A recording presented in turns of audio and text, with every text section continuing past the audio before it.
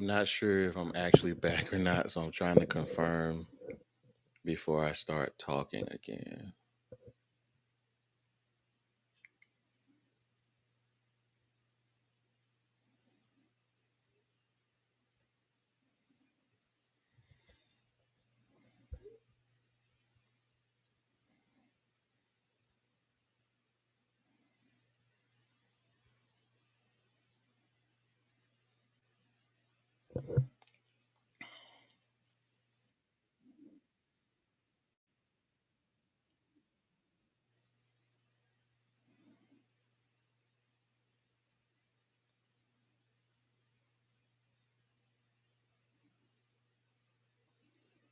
All right.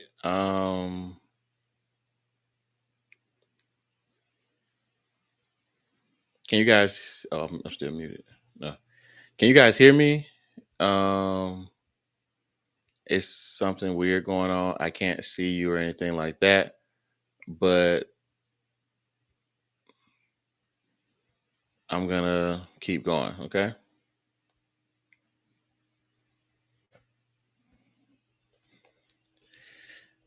We're not gonna. I don't know what it is about June, man. We were going good, and then June came, and I don't know what the enemy thought, but we're gonna keep going. All right. I don't remember where I was, but we were about to start chapter 27, so let's just move into chapter 27. I can't see or hear. I can't see the chat or anything like that, but if something important comes up, my wife will let me know. So thank you to her. All right. So let's move on into chapter 27 and keep going. We're going to keep the train rolling. Okay. All right. So we finished up in chapter 26, and we were just talking about how David and Saul had this interaction where Saul had come to search for him down. He heard that he was down in the wilderness of Ziph, and so he comes and he's looking for him, and David ultimately goes over and was able to remove some things from the camp. Then he kind of taunts them, and then Saul apologizes and everything, and tells David that he's not gonna chase after him anymore. So that's what we saw in chapter 26. And I'm trying to calm myself down and get back focused because I was focused. um, but anyway, so as we move into chapter 27, what we see is that after their last interaction, David realized that Saul wasn't going to stop coming after him. You know, he realized that Saul was still hunting him. That it didn't matter anywhere he was within the nation or within the territory or Israel or Judah, that Saul would try to come and ultimately go to war with him, or ultimately to kill him. And so David hatches a plan. He decides that he's going to go and he's going to live with the enemy. He's going to go and live amongst the Philistines. So he heads back to the Gath, which previously had not allowed him to live there. But he heads back to Gath to see if the king would be willing to allow him and his army to live there. And the king does allow him. I believe the king's name is Achish. And so as David suspected, the text tells us that when Saul heard that he was no longer in the land of Israel, Saul actually did stop looking for him. So let's read chapter 27, verses 1 through 4. All right. And my apologies, folks. I'm going to get the technical stuff figured out. Um, and so David said in his heart, I shall now perish one day by the hand of Saul. There is nothing better for me, for him, than that he should speedily escape into the land of the Philistines, and Saul shall despair of him. To seek him no more in any coast of Israel, so shall I escape out of his hand. And David arose, and he passed over with the 600 men that were with him unto Achish, the son of Maoch, king of Gath. And Gath is the same location that Goliath was from. So David is known in this place for fighting against Goliath and overcoming him. Verse 3. And David dwelt with Achish at Gath, he and his men, every man with his household, even David with his two wives, Ahinoam the Jezreelitess, and Abigail the Carmelitess, Nabal's wife. And it was told Saul that David was fled to Gath, and he sought no more again for him. All right, so we see that Saul's no more not looking for him any longer. And so While David was there in the city, he was there for a little bit of time, and he basically tells the king he's living in the city of Gath, or whatever the royal city was. He was living there with the king. He says, "Hey, there's no reason for me to actually dwell in the royal city. Is there a city where me and my men could go, him and his army could go and live?" And so he gives him the city of Ziklag. The city of Ziklag was actually within the territory of Judah that had been taken by the Philistines in war or whatever. And so David gets the city of Ziklag, and he and his people dwell there. And so it says that for about a year and a half, David was there in this land of the Philistines, and while he was there, he was still fighting surrounding nations, taking territory. And the king would ask him like, "Hey, where have you been out fighting today?" And David wouldn't tell him the truth, and we're going to look at that in a second, I believe. But David was still going out and fighting even though he was in enemy territory, he was still going out and fighting the war fighting wars or fighting battles to benefit the people of Israel, and overcoming the people that had been against the father and the nation, for such a very long time. So let's look at verses 8 through 12 of chapter 27. It says this: "And David and his men went up and invaded the Geshurites and the Gezrites and the Amalekites, for those nations of the old, the inhabitants of the land, as thou goest to Shur, even unto the land of Egypt. And David smote the land, and left neither man nor woman alive, and took away the sheep and the oxen and the asses and the camels and the apparel, and returned and came unto Achish." So basically, he would go out, he would go into these places, and he would kill all the people. He just kind of wipe them clean. And it says that, and Achish, verse 10, Achish said, "Whither have you made a road today?" And David said, "Against the south of Judah, and against the south of the Jeremites, and against the south of the Kenites." And David saved neither man nor woman alive to bring tidings to Gath. So he basically made sure that nobody could come and tell the king where he had actually been and what he had actually been doing. Never mind. Lest they should tell on us, saying, "So David did and will be this manner on while he dwelleth in the country of the Philistines." And Achish believed David, saying, "He hath made his people Israel to utterly abhor him, therefore he shall be his servant forever." So when David was coming back and telling the king that he was out fighting against Israel and fighting against Judah, the king believed him, and ultimately the king's like, "Wow, these people aren't going to like him anymore, and he's actually going to be on our side. He's actually going to be a servant to him and dwell with him." And David was not doing those things at all. He was actually there, even though he was dwelling in safety in the enemy camp. That's a word, that he was dwelling in safety among the enemies. Like, it was intentional. But even though he was there doing that and able to kind of walk through that season, he was still fighting for the interest of his nation. He was still fighting of the interest of his father, and not aligning himself with the enemies, even though they were used in that season to protect him. Let's move into chapter 28. So in chapter 28, as it begins, the Philistines have come up. They're going to go to war with Israel. All right. And the king, Achish, that we just talked about, he asked David to participate and go to war with them to fight Israel. And David says, "Sure." And the king asked David to be a part of his personal kind of security team or security force. He and his men, he and his army would personally guard him and be his war security for this battle. And so at the same time, Saul sees that the Philistine army is coming up against Israel, and he becomes afraid. He then asks the father for guidance. And the text tells us, we'll look at it in a second. Wait. Yes, we'll look at it in a second. And the text tells us that Paul, the father, no longer answered him. So he wasn't answering him by dreams, by prophets, by people, or by Urim, which means, like when we talked about casting lots, that was similar to the Urim and the Thummim. He wasn't answering him by any of these traditional methods that he usually answered him. And so when he didn't get an answer from the father, he took matters into his own hands. And we'll look at that in a second. But first, let's read verses 5 through 7, okay, of chapter 28. "And when Saul saw the host of the Philistines, he was afraid, and his heart greatly trembled. And when Saul inquired of the Lord answered him not, neither by dreams, nor by Urim, nor by prophets. Then said Saul unto his servants, Seek me a woman that hath a familiar spirit, that I may go to her and inquire of her. And his servant said to him, Behold, there is a woman that hath a familiar spirit at Endor." All right, so there's a few things here. We see that the father, Saul was afraid. We see that the father stopped talking to him. And then it tells us that he asked his servants for a familiar spirit. Why is this important? So the text tells us, prior to this, the text tells us that when Samuel had died, that Saul had gotten rid of, he had basically made it illegal to be anyone with a familiar spirit or a wizard or anything like that. They were not no longer allowed to be open, I guess I would say, out in the kingdom any longer. And so now, since he's in a season or a state of need or a state of distress, he now wants to use the thing that he had once banned for his betterment.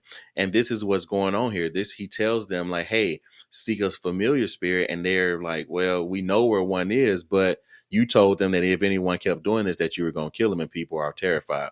So what Saul does is he disguises himself, and him and his men go down to this young lady and interact with her. And so a familiar spirit is, thank you, Holy Spirit. I glossed past that. A familiar spirit, for people who do not know, is essentially is like, it's a form of witchcraft. And the familiar spirit, the reason why it's called a familiar spirit is because typically what they do is they ride, or they monitor bloodlines for generations, becoming familiar with the habits of that generation. We're coming familiar with the habits of that bloodline. And so they are familiar with what the weaknesses are in that bloodline, and with the people with that DNA or whatever of that background. And they are able to pull people into seasons of darkness, or into places and spaces of darkness, because of this familiarity, demonic familiarity, or this dark familiarity that they have, and the information, the intel that they gathered through generations of following around these people. So this woman here, and it could have been, the familiar spirit also could have just been that she was, operated in witchcraft, that she, like it talks about wizards, so like magic or potions or astrology and different things like that. All of those things could have been in play here. So that's kind of a little bit more about familiar spirits. Hopefully that makes sense. If you have any questions, put them in the comments, and I will answer them when we get down towards the end. All right. So this woman had a familiar spirit, and Saul goes to her, and she asked him, like, first of all, she's like, hey, you're gonna get me in trouble. I shouldn't be doing this. He was like, don't worry about it. But she didn't know that it was Saul the king that was there. And she asked, well, who do you want me to bring up? So this woman had, through her familiar spirit, had the ability to bring people who were resting in the natural realm, the physical realm, to bring them out of a place of rest in the spiritual realm into a place of I guess I would say, or alertness, to have conversations with them. Um And so basically that's what happens. She said, who do you want me to bring up? He says Samuel. So he's seeking Samuel to get information, because now the father hasn't had any more conversations with him. Hopefully that is making sense. When Samuel comes up, they have a very quick conversation. I imagine it was very quick. I don't know. I wasn't there. But they have a seemingly quick conversation, and Samuel basically tells him, like, why are you asking me these questions? If the father's not answering you or against you, there's nothing I can do for you. And then he tells him that, don't worry, tomorrow you will be here with him, which is dead. So let's look at those verses. All right, let's look at verses 15 through 19 of chapter 28. And Samuel said to Saul, so this was after she had already brought him up from the spirit, through the spirit realm. And Samuel said to Saul, why hast thou disquieted me to bring me up? And Saul answered, I am sore distressed, for the Philistines make war against me, and God is departed from me, and answereth me no more, neither by prophets nor by dreams. Therefore I have called thee, that thou mayest make known unto me what I shall do. Then said Samuel, so instead of like understanding that the father was no longer with you, he decides to talk to as a necromancer, he decides to speak with someone who is no longer among the living, and he thinks that that is allowed, even though the father isn't talking to you. Saul has come, he has fallen to, a very low place at this point. Let me keep going. Then said Samuel, wherefore then dost thou ask me, seeing that the Lord is departed from thee and is become thine enemy? And the Lord have done to him, verse 17, and the Lord hath done to him as he spake by me, for the Lord have rent the kingdom. So he's taken the kingdom out of thine hand and has given it to thy neighbor, even to David. Because thou obeyedest not the voice of the Lord, nor executest his fierce wrath upon Amalek. Therefore hath the Lord done this thing unto thee this day. Moreover, the Lord will also deliver Israel with thee into the hand of the Philistines. And tomorrow shalt thy sons be with me, shalt thou and thy sons be with me. The Lord also deliver the host of Israel into the hand of the Philistines. So we see there that Samuel basically is telling him, like, hey, I had already told you that the father had taken the kingdom away from you and had given it to David, but you continued to be disobedient, and it was because of what you did over when you didn't follow the instructions with Amalek. So this shows us that that it's important for us to be obedient to the Father's instructions and to follow those instructions. This also teaches us that the spirit world is very much actually is more real than the physical world that we dwell in. I know that we live in a time now where many people do not believe in, familiar spirits or in necromancy or in witches and warlocks and different things like that, witchcraft. Uh, but it is still very prevalent. There are still people who live this lifestyle and choose to live this lifestyle and choose to serve Satan in this way. And so we just need to be aware of it, not to be afraid of it, because the blood of Yahusha covers us, and is more powerful than any demonic force. We should still be aware of it and aware of how it operates, so that we can identify it and ultimately cancel its effects and its opportunities in our life.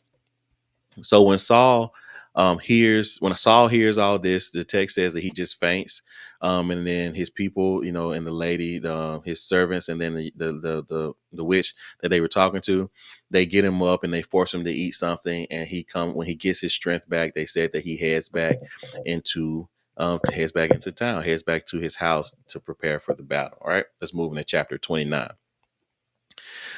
So now we see that there's a battle going on. We saw that in 27 and in 28 here. And now in 29, what we see is that the Philistines are getting ready to advance in this battle. And the leaders of the Philistine army, while the king has asked David to be a part of his personal war security, his personal battle security, the leaders now notice that David is there asking, hey, what are these Hebrews doing here? And like, why are they here?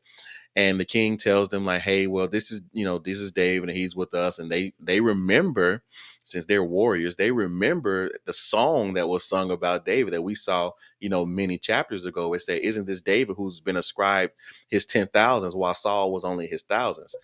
And they say, we're not going to war with David on our side. We're not going to war if he's going to go to war. And the king ultimately sends David away. All right. So let's look at verses 1-4 here in chapter 29. Now the Philistines gathered together all their armies to Aphek, and the Israelites pitched by a fountain which is in Jezreel. And the lords of the Philistines, so these are the leaders, like the generals of their army, passed on by the hundreds and by thousands, but David and his men passed on with the reward. So they were in the back with Achish. Then said the princes of the Philistines, what do these Hebrews here? And Achish said unto them, princes, is this not David, the servant of Saul, the king of Israel, which hath been with me these days or these years, and I have found no fault in him since he fell unto me this day? And the princes of the Philistines were wroth, they were upset with him. And the princes of the Philistines said unto him, make this fellow return, that he may go again to his place which thou hast appointed him, and let him not go down to battle with us, lest he in the battle be an adversary of us. So basically, like, we're not letting him in our camp.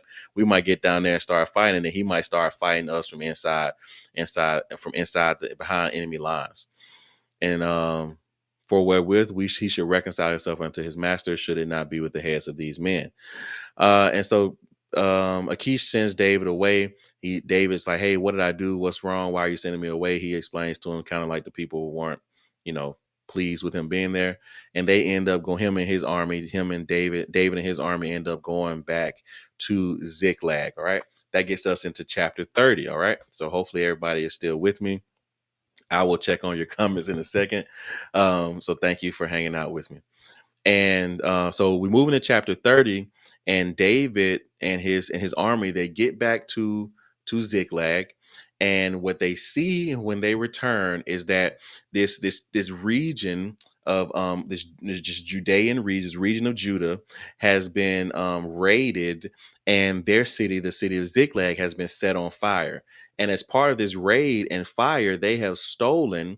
They found that later found out it was the Amalekites, but the Amalekites have stolen David and his men, their wives, their children, their like every of their cattle, all of their things, and they've taken them away. The men are weeping, they are frustrated, they are mad, they are upset with David. They are tired because they walked all the way to the battle, and then they had to walk back. So they get back, and they're getting looking forward to resting, and now they see what's going on. There's just a lot of emotion. And the text says they even talk about stoning David. All right. But we see that David inquires of the Father for how he is to operate next. But before we get there, let's look at verses 1 through 3 in chapter 30. And it came to pass, when David and his men were come to Ziklag on the third day, that the Amalekites had invaded the south and Ziklag, and smitten Ziklag, and burned it with fire, and had taken the women captives that were therein. They slew not any, so they didn't kill any of them, great or small, but carried them away and went on their way. So David and his men came to the city, and behold, it was burned with fire. Their wives and their sons and their daughters were taken captive. All right. And so, like I said, the men, where they see this, they're frustrated, they're sad, they're weeping, they're overwhelmed, and then they David and all of this, he has the presence of mind. I think it was just his posture, his heart posture. May we all have this heart posture. Is he said, hey, he says, tells Abiathar to, hey, bring me. Abiathar is the priest, so he tells him to bring him the ephod, which was the priestly garment that we discussed over in Leviticus, I believe. So bring that to him. And David uses that to speak with the Father and ask the Father, what should their instructions be? All right, let's look at verses 7 and 8. And David said to Abiathar, the priest, Ahimelech's son, I pray thee, bring me hither the ephod. And Abiathar brought thither the ephod to David. David inquired at the Lord, saying, shall I pursue after this troop? Shall I overtake them? And he answered him, pursue, for thou shalt surely overtake, and without fail recover all. So David, he and his 600 men, who are tired, who have walked to walked to a battle that they were told to turn around and go back home, and walk back, seeing everything that's going on. They are emotionally tired. They are probably physically tired. They take off and they go after the Amalekites. Okay, they go to recover everything that has been taken from them. The text goes on to tell us that 200 of them couldn't make the journey because they were just too tired from everything that they had that's just been a part of. And so those 200 end up staying by a brook. I believe it's at the brook Besor. They end up staying by a brook and guarding some of the things, some of the possessions that they had brought with them. And the rest of the 400 men go up, and as they are going toward the Amalekites, they find a servant of the Amalekites who leads them directly into the camp. And then David and his army go up, and they kill all the folks who had burnt the city, and they take all their women and all their children and all their sons and daughters and all their stuff for spoil. They take it back into possession. So let's look at that in verses 16 through 19. And it starts off by saying, and when he had brought him down. So this talking about the servant that they found out in the field, who had been abandoned by the army, the opposing army. Verse 16. And when they had brought him down, behold, they were spread abroad upon all the earth, eating and drinking and dancing. So they were not ready to fight. The Amalekites were not ready to fight. They were happy because they were celebrating because of everything that had just happened. Eating and drinking and dancing because of all the great spoil that they had taken out of the land of the Philistines and out of the land of Judah. And David smote them from the twilight even until the evening of the next day. And there escaped not a man of them, save 400 young men who rode upon camels and fled. And David recovered all that the Amalekites had carried away. And David rescued his 2 wives, and there was nothing lacking to them, neither small nor great, neither sons nor daughters, neither spoil, nor anything that they had taken to them. David recovered all. So even though this enemy, the Amalekites, thought that they had won, they were celebrating a little bit too soon. But David, because he inquired of the Father and everything that he had gone through until this point, David and his men recovered every last bit of it, and the Father made sure of it. Okay. And so they head back with their stuff. They head back with their wives and their families and all the spoil that they had taken, the extra stuff that wasn't even really theirs. They had taken that back with them too. And when they got back to the soldiers who couldn't make it, some of the people, made a big deal about it. It's like, hey, you don't get any of the spoil. And David basically shut that down really quick. It's like, no, everybody gets a part. And then it said it became a custom in Israel that everybody gets a part of the spoil, whether they are the ones guarding or whether they're the ones actively fighting or whatever. And then when they get back to Ziklag, David sends out he sends spoil to some of the neighboring lands of Judah who had been taken, things have been taken from them as well. So let's look at verse 26, and then we'll finish up with chapter 30, and we'll move into chapter 31. Chapter 30, verse 26. And when David came to Ziklag, he sent of the spoil unto the elders of Judah, even to his friends, saying, behold, a present for you of the spoil of the enemies of the Lord. So again, here we see that the Father is leading and fighting these battles for them, leading them into these battles. David, as his a man after his own heart, leading him into these battles, but also fighting these battles on their behalf. Why? Because these people have set themselves up to be enemies of the Lord. And we can stand on this promise, these principles as truth for our own lives, that whenever something has set itself up to be an enemy of the Father, that we can be sure that the Father is fighting on our behalf and he is leading us to victory in that situation as well. The Father will not allow enemies, someone who has aligned themselves to be an enemy of the Father, to overcome you, to overcome us. That is not how this is designed. The Father hasn't designed us to lose. The enemies, those that have set themselves to be enemies of the Father, those are the ones who lose in every situation. And we will continue to see that throughout the text. Let's move into chapter 31. So, chapter 31, while David and them are going in there in the Ziklag, they're fighting the Amalekites and everything to get back their stuff. Chapter 31 tells us that the Philistine war is on. The Israel and the Philistines are fighting each other. The war that David and his men were not allowed to be a part of. They defeat the Philistines are defeating the Israelites. They're really taking they're really overcoming them in a big way. And the text tells us that they killed all of Saul's sons. The Philistines killed all of Saul's sons, and then the archers wound Saul. And the archers are the ones like with the bows and arrows. They wound Saul, and then after Saul realized that he was hurt, he asked his armor bearer to kill him so that the enemy wouldn't have the pleasure of killing him. But the armor bearer wouldn't do it. The text tells us that Saul ultimately kills himself. He falls on the sword, or he thrusts himself with the through with the sword. And he and his armor bearer sees that Saul has killed himself, and then he falls on his sword as well. So let's read verses 2-6 here. And the Philistines followed hard upon Saul and upon his sons, and the Philistines slew Jonathan and Abinadab and Malchishua, Saul's sons. And the battle went sore against Saul, and the archers hit him, and he was sore wounded of the archers. So he was hurt pretty bad. Verse 4. Then said Saul to his armor bearer, draw thy sword and thrust me through therewith, lest these uncircumcised come and thrust me through and abuse me. But his armor bearer would not, for he was sore afraid. Therefore Saul took a sword and fell upon it. And when his armor bearer saw that Saul was dead, he fell likewise upon his sword and died with him. So Saul died, and his 3 sons, and his armor bearer, and all his men that same day together.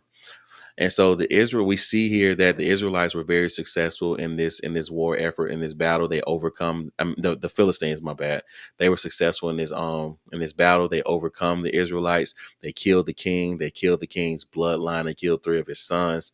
And when the Israelite army, the ones that are still left, when they see, or the Israelites see that the Philistines have overcome their army, they desert the cities that they were in, and then they just kind of they scatter essentially. And the next day, the text tells us that the Philistines realized that they killed Saul and his sons, and they behead them, and then ship their heads out around the nation, kind of as like gloating, I guess. And then they take their bodies and hang them up on a wall, and all these different types of things. And the text closes by telling us that the men of Jabesh Gilead, after they had come into the knowledge of this, they came and they took down the bodies of Saul and his sons, Jonathan, Melchishua, and Abinadab, and they give them a burial essentially. So that's how the book of First Samuel ends. Let's move into Second Samuel.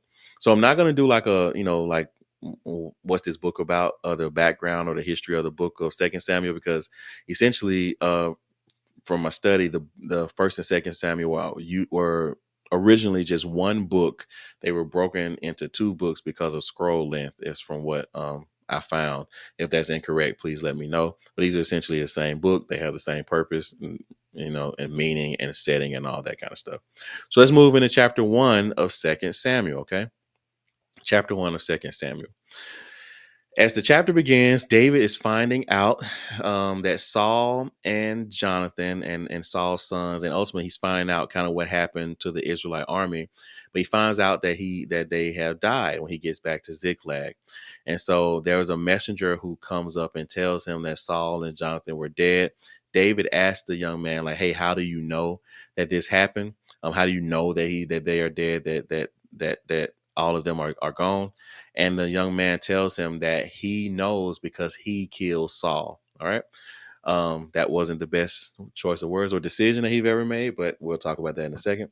The young man then tells him that he came across Saul, and Saul had fallen on his sword, but he wasn't fully dead yet. And Saul asked him to go ahead and kill him because he wasn't dead. He was still in a lot of pain. And so the young man did, because he said he didn't think that Saul would ever recover from his injury. So let's look at verses 2 through 10 of chapter 1. Verse 2, it came to pass on the 3rd day that, behold, a man came out of the camp from Saul with his clothes rent and hit earth upon his head. So when the text tells us, at least in this setting, that someone's clothes were torn and they had earth upon their head, that was like a symbol for mourning. It could be a symbol of also that they were like ceremonial unclean, but this guy wasn't an Israelite, so he wouldn't have been saying that he was unclean or anything like that. And so I think that's what that means. What's going on here, that he's kind of in mourning, or he's delivering bad news or something of that nature. And so it was when he came to David that he fell to the earth and did obeisance. So he worshiped him, I guess, bowed before him. And David said unto him, From whence camest thou? And he said unto him, Out of the camp of Israel am I escaped. And David said unto him, How went the matter? I pray thee, tell me. And he answered, That the people are fled from the battle, and many of the people also are fallen and dead. Saul and Jonathan his son are dead also. And David said unto the young man that told him, How knowest thou that Saul and Jonathan his son be dead? The young man told him and said, As I happened by chance upon Mount Gilboa, behold, Saul leaned upon his spear, and the chariots and the horsemen followed hard after him. When he looked behind him, he saw me and called unto me, and I answered, Here am I. And he said unto me, Who art thou? And I answered, I am an Amalekite. So he's a descendant of the folks that David was just fighting, who took his wives and them in Ziklag. He said unto me again, Stand, I pray thee, upon me, and slay me. For anguish, or slay him, don't slay me.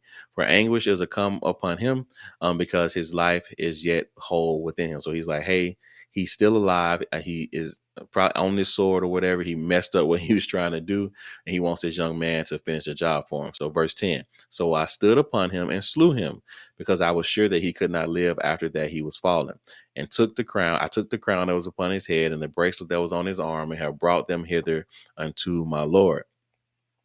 So David hears all this. He mourns. The text tells us that he mourns, he weeps, he even fasts for the death of Saul and Jonathan, and for all the house of Israel, because they had lost this battle. With Saul's death and with the king being gone now, the Philistines, there wasn't a leader essentially for that period of time, and the Philistines have overcome them, and they are now taking more territory in their land. And so David also asked the young man. He said, "Hey, who are you?" And he says that he was an Amalekite. And David tells one of his men to kill the young boy, kill the messenger, because he thought that it was okay to put his hands on the father's anointed. So we continue to see David here being faithful or loyal to the father's process and the father's hierarchy of things, knowing that the entire time, that he was the one that the father had already chosen to be king. He's still honoring Saul and honoring the position of a king and the anointing, I guess I would say, of that position, by making sure that no one making sure that no one who shouldn't be touches him or plays a hand on him or has any opportunity to say that these people not be held guiltless, essentially, is what I'm trying to say. So David kills that.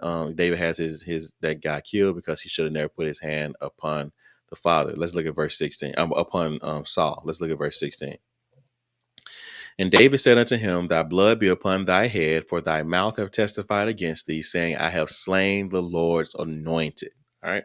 So he continues to identify Saul as the father's anointed, even though the father had departed from him. The anointing had departed from Saul. The text then goes on to tell us that David and his men, they mourn for Saul and Jonathan. David, we see some verses where David is remembering Saul. He's remembering Jonathan. He's remembering them for the beauty of their relationship and how lovely their lives were. We do not see here that David mentions how Saul hunted him, how Saul threw spears at him and javelins and different things. We do not see here how him and Jonathan were broken up because of the actions of Saul and his anger and frustration with him. He remembers them. He honors their life even in their death by speaking beautiful and lovely things about them and how they live their lives. And David even remembered Jonathan and said that his friendship was and his love as a friend was better than the love of women. We're going to get there in a second. So let's look at verses 23 through 26. So Saul and Jonathan were lovely and pleasant in their lives, and in their death they were not divided. They were swifter than eagles, and they were stronger than lions. This is David speaking here. Verse 24, Ye daughters of Israel, weep over Saul, who clothed you in scarlet, with other delights, who put on ornaments of gold upon your apparel. How are the mighty fallen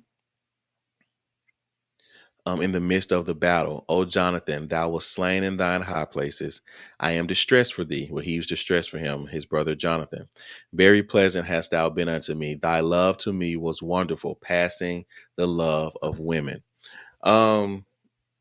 And so also here in this chapter, what you'll see is that when David heard about what had happened to Saul and everything, it says that it bade them. In verse 18, it says that he bade them to teach the children of Judah how to use the bow.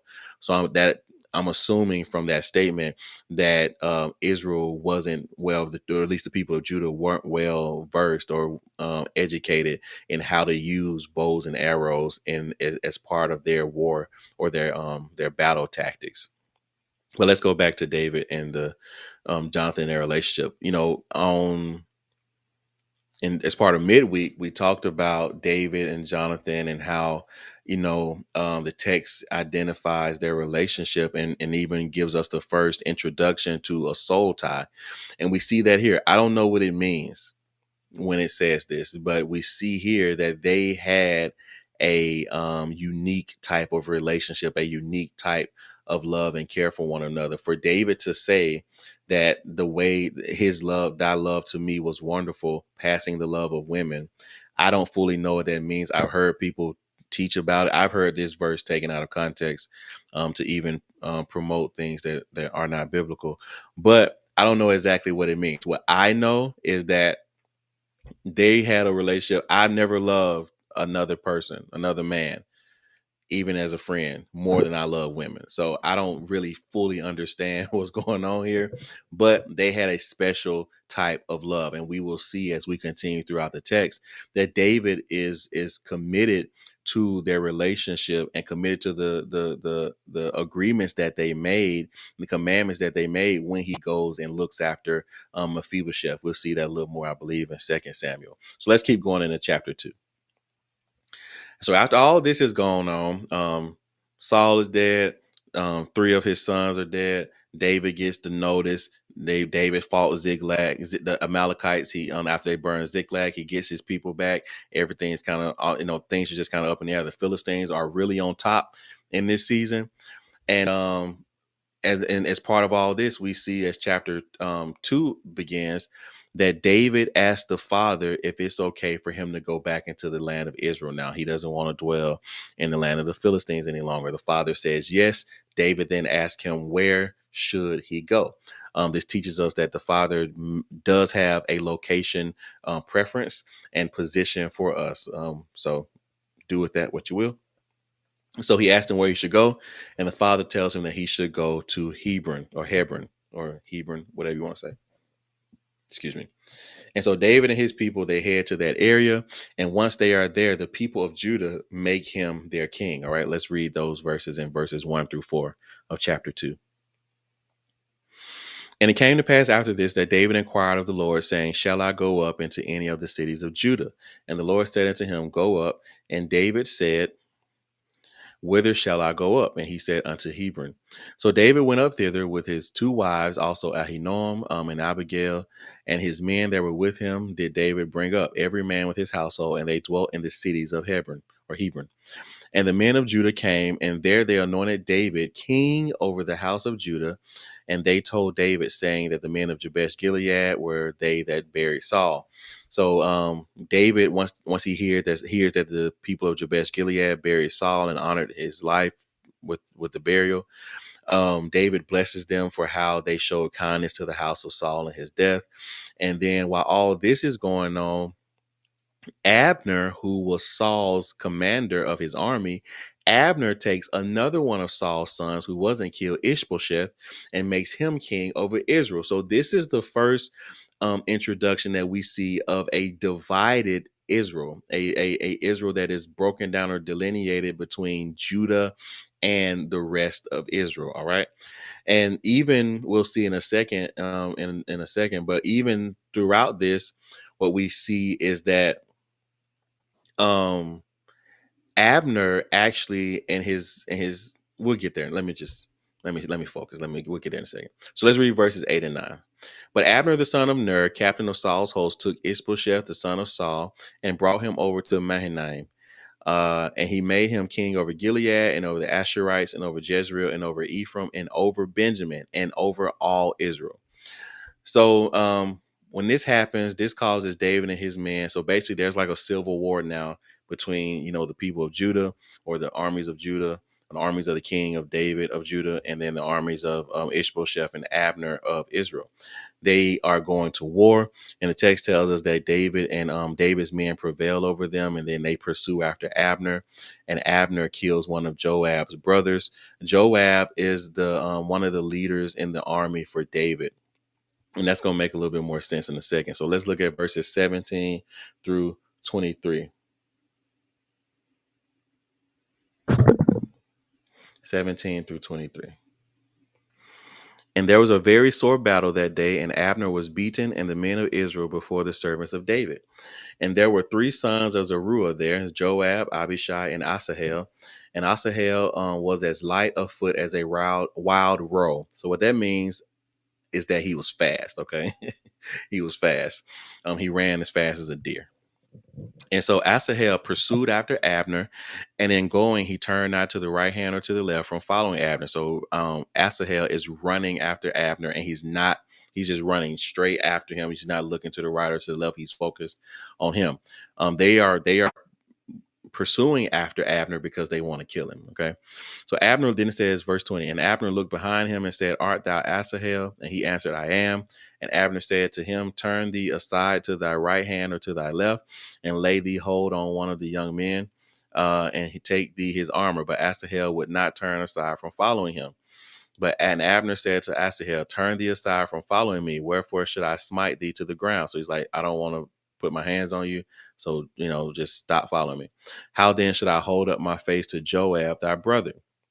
Howbeit he refused to turn aside, wherefore Abner with the hinder end of the spear smote him under the fifth rib, that the spear came out behind him, and he fell down there and died in the same place. And it came to pass that as many came to the place where Asahel fell down and died, stood still.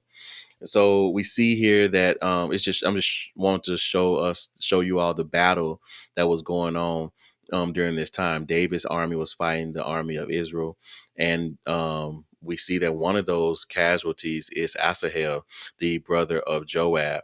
And so after this little interaction, and Abner kills Asahel, Joab and his brother Abishai, they continue to chase after him until Abner basically talks them out of killing them. And they were like, okay, whatever, we'll let it go.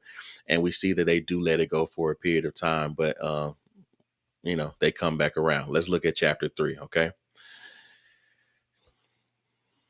So let's start off here reading verses 1 through 5. Okay.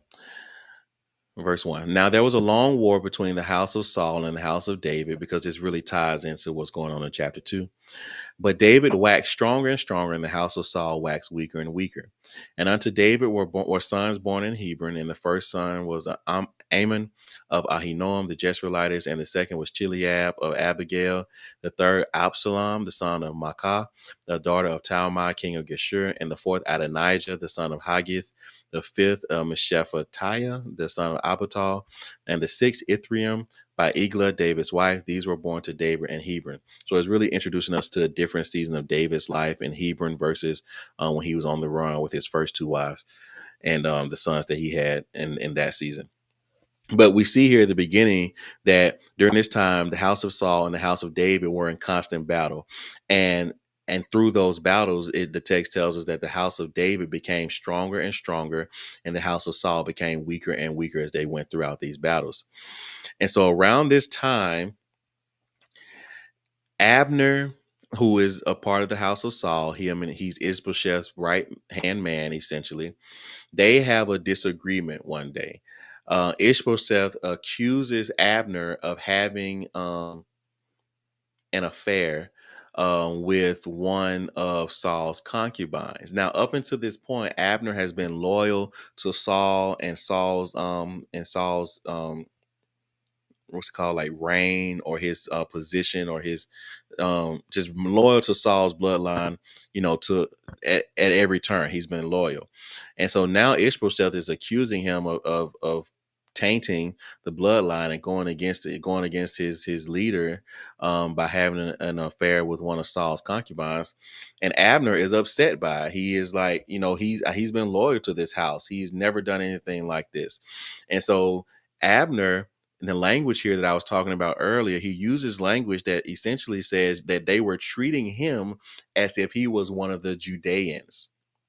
So to me, when I saw this, it showed me that, or this was a season where the people of Israel thought that the Judeans were beneath them, and I can see that, David's kind of come up like a rugged path. He's been on the run. These people that he got with him are those that were like in debt and distressed and destitute and all those things. And the Israel that are under the leadership of Saul, they kind of came up through the regular ranks, and so that's that battle kind of going on. But what happens, Abner is upset and he breaks off from Ishbosheth and he goes and aligns, as David, if David would enter into covenant with him. So they go and they align with one another. So let's read there in verse 12 and 13. And Abner sent messengers to David on his behalf, saying, whose is the land? Saying also, make thy league with me. So that's a covenant or an agreement. And behold, my hand shall be with thee to bring about all Israel unto thee. And he said, well, I will make a league with thee, but one thing I require of thee, that is, thou shalt not see my face, except thou first bring Saul's daughter, when thou comest to see my face. So David basically said, hey, yeah, he'll enter into a covenant with him, but first he needs to restore his wife, Michal, to him. So they go He goes and gets McCall from her current husband. There's a whole thing. You should read the text. And then, she gets restored unto David and they enter into an agreement. And so from that point, Abner goes out and basically campaigns, like I'm just using terms that we understand, basically campaigns to all the people of the nation of Israel and campaigns to them that they should make David their king and not Ishbosheth. All right, so let's look at verses 22 through 25. So let's read this first. And behold, the servants of David and Joab came from pursuing a troop and brought in a great spoil with them. But Abner was not with David in Hebron, for he had sent him away and was gone in peace. When Joab and all the host that was with him were come, they told Joab, saying, Abner the son of Ner came to the king, and he has sent him away, and he is gone in peace. Then Joab came to the king and said, What hast thou done? Behold, Abner came unto thee. Why is it that thou hast sent him away? And he is gone, quite gone. Thou knowest Abner the son of Ner, that he came to deceive thee and to know thy going out and thy coming in and all that thou doest. So what's going on now is that Joab, who is the leader of or one of the leaders of David's army, he's coming back. They're coming back from a battle, and they hear that David has entered into a covenant with Abner. Remember, Abner killed their brother. All right. And so they essentially like, why did you enter into a covenant with him? Like, you know that he's wicked and all these things. David's like, hey, don't worry about it. And David's like, he's already gone now at this point.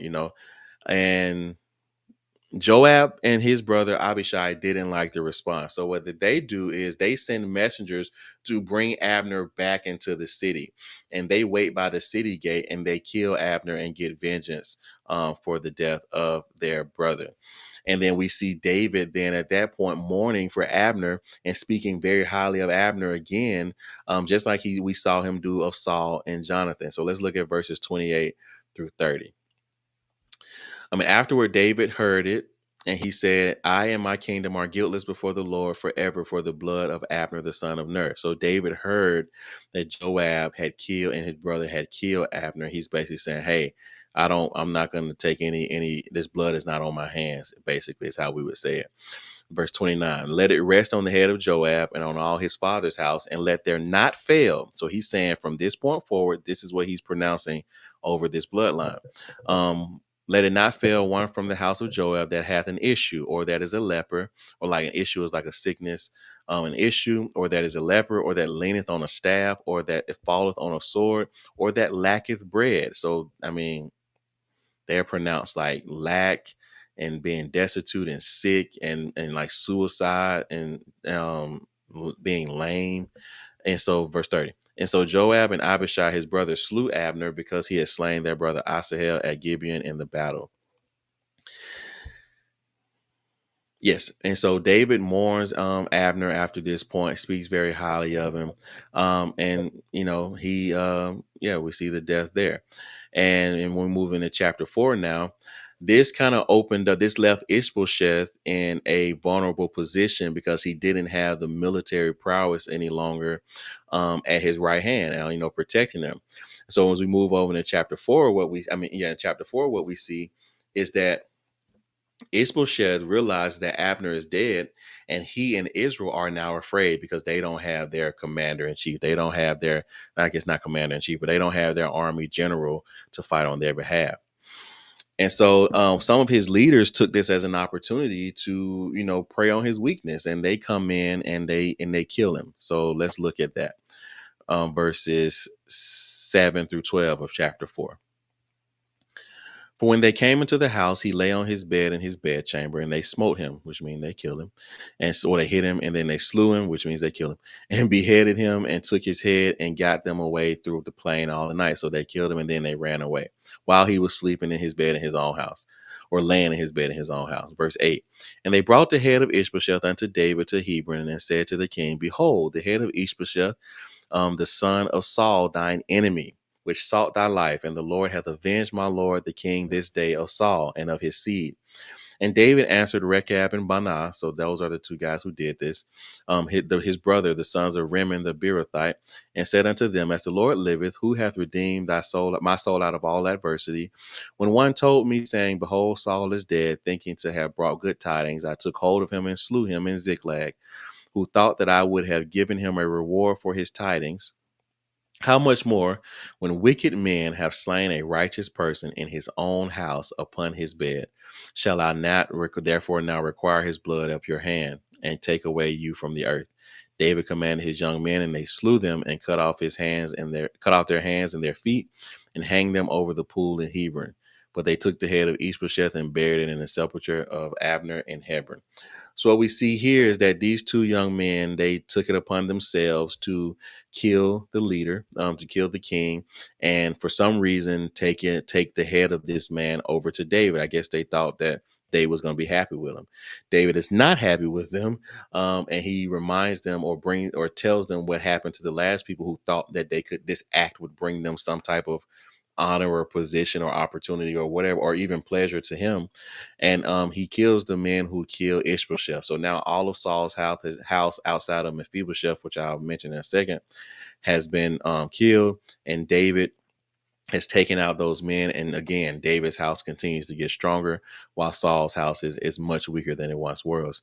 We see also in chapter 4, in verse 4, that the chapter mentions Mephibosheth, Jonathan's son, and then explains to us what happened and how he ended up being lame and becoming lame. Okay, let's move into chapter 5. All right. So with the death of Ishbosheth and now Abner and now Ishbosheth, the leaders of Israel come and they ask David to be their king. And after this, after they've asked him to be their king, he leaves the city of Hebron, or the region of Hebron, and goes down to dwell in Jerusalem. And he takes there the city of Zion to be his city, and it's called the city of David. So let's look there in verses 1-5. Then came all the tribes of Israel to David unto Hebron and spake, saying, behold, we are thy bone and thy flesh. Also in time past, when Saul was king over us, thou was he that led us out and brought us in Israel. So they were like, you're the one who was going out and fighting on our behalf and coming back victorious.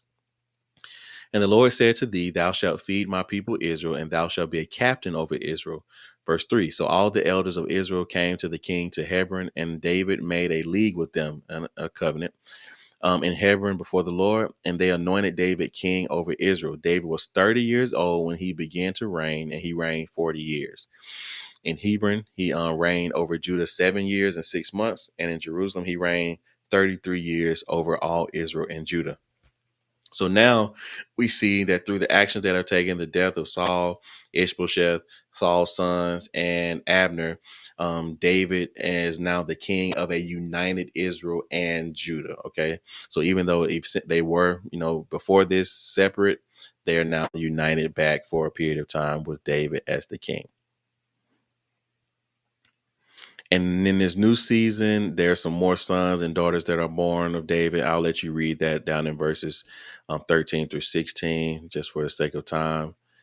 And then during this time, as David is, down and settling himself in his new city, the Philistines take this time to come to battle with him. So now they're going to war with him as they're still going to war with the people of Israel. And each time we see through the text that he's asking the Father for instructions, and the Father is divinely guiding him with very specific instructions. This teaches me and shows us, and something I want to highlight for us, is that we have to ask the Father, even if we are going to do the same thing or a similar thing than we do all the time, we still need to ask the Father for instructions. What we see here in verses 17-19, I won't read them for sake of time, but in 17-19, David asked the Father if he should go up to battle with the Philistines, and the Father tells him to go up. In verses 23-25, David asked the Father if he should go up to battle with the Philistines, and the Father tells him, do not go up. He gives him a different strategy to go down a different way and come up from behind them and all these things. So even though David was well versed in war, he had gone up to battles, many times before. Here, the Father is shifting the approach, even though he's doing something that is very familiar and comfortable to him. All right. And so we should be asking the Father for instructions at every step along the way, even if it looks like we're doing the same thing tomorrow on Monday that we do every Monday. We should still ask. All right. Now let's move into chapter 6 and we'll finish up. Thank you guys again for hanging out. All right. So As part of this, David is getting settled. He's had some battles, he's been successful, and as part of all this settling, he uses the opportunity to bring the ark of the covenant, to bring the ark of God down into his city, into his house, and bring it out of the house of Abinadab. And so, or not into his house, actually, like home, but into his city of David, and into a tabernacle that he had built for the Father, to house the ark of the covenant. And so they go and get the ark. The text tells us that they put it on a new cart. They played instruments before the Father as the ark was on the move. And while they were on the move, the text tells us that the ark looked like it was going to fall. And Huzzah, I believe I'm saying that right, but Huzzah stabilized it. He put his hand up to touch the ark of the covenant, and the Father killed him.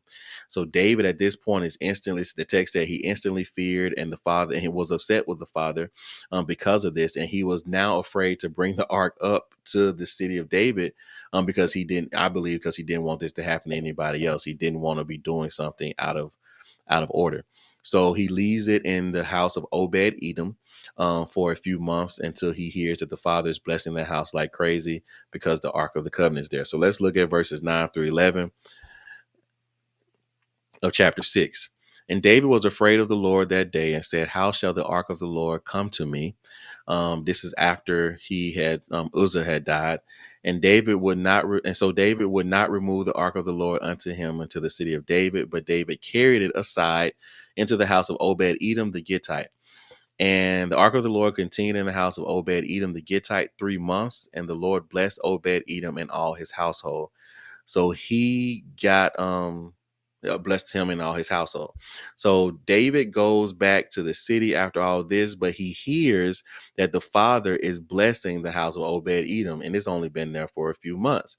So now he's like, well, okay, he decides that he's going to bring it up again into the city of David, attempt to move the Ark of the Covenant again. And so he goes and he gets it, and we see that in verses 12 through 17. We'll read it in a second, but he goes and gets it and brings it up into the city. And the entire way that it's coming, the entire path that it's traveling, he's making sacrifices. He's bringing offerings to the Father. He is dancing before he's worshiping. He's playing instruments. He's just all out giving the Father everything that he has. And so his wife sees him dancing all wild and despises him, but we'll talk about that in a second. So let's look at verses 12 through 17.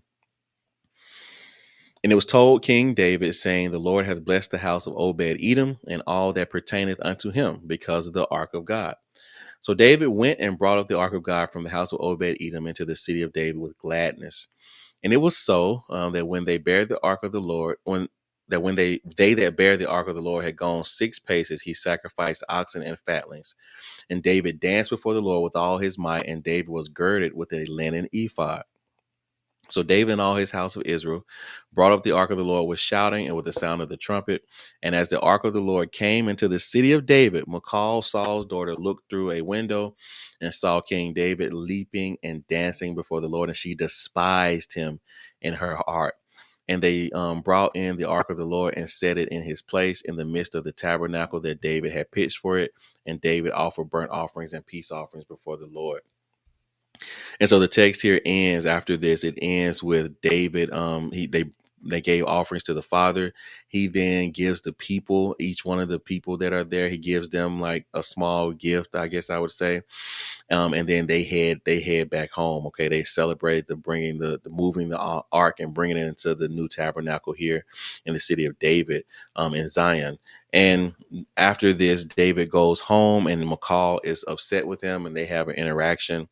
McCall basically is like, you shouldn't have been dancing like that, exposing yourself to all these women or whatnot, all these young maidens, I think it says. And he kind of fires back at her and was like, he wasn't even half as embarrassing as he as he would be in the future because of everything that the Father has done for him. And because of this conversation, the text tells us that McCall did not have any children all of her life, because of that interaction that they had. And that is where we finish up for tonight, my people. So if you have any questions or comments, please put them in the chat. And my wife was going to share them with me, or someone was sharing with me. If you have any prayer requests, please let me know as well. but I think the banners are working now. So let me put this up for midweek this week. We're going to be looking at 2 Samuel chapters 7 through 15. Chapter 7 through 15. So last midweek, thank you guys so much for those that watched it. I know it was a little long, so I'm trying to make the midweeks a little bit shorter. It just makes it easier on me and easier on you as well to consume the information. So for midweek this week, we'll be looking at 2 Samuel chapter 7 through 15. Okay. I'm going to pray for us real quick. A message here says he reflected the past, but has chosen not to live in it. Exactly. Yeah, that's good. That's a good point. I'll pray for us real quick, and we'll finish up. So, Father, thank you again for this opportunity. I pray, Father, that I've executed this time with excellence. I pray that your name has been lifted high, Father. I ask that you would give me wisdom to navigate these softwares and different things. Clearly, I have an opportunity here, and so I ask for your help in that. And I thank you for the opportunity and the strength to keep going, even with the challenges. I pray, Father, that your people, that they've heard your word, that they've heard more about you, they've heard more about your heart, they've heard more about your nature and your desire and your will for their life, and ultimately, Father, that you've been magnified. And I pray that you continue to reveal yourself in the lives and hearts of your people today and this week in ways that they never imagined. I pray that you would give us all the strength, Father, to not only say yes to you, but to chase after you with everything that we have, to live and walk life with you in ways that we never even thought possible. Ask that you would give us strength, Father, to say yes to you each and every day and each and every moment.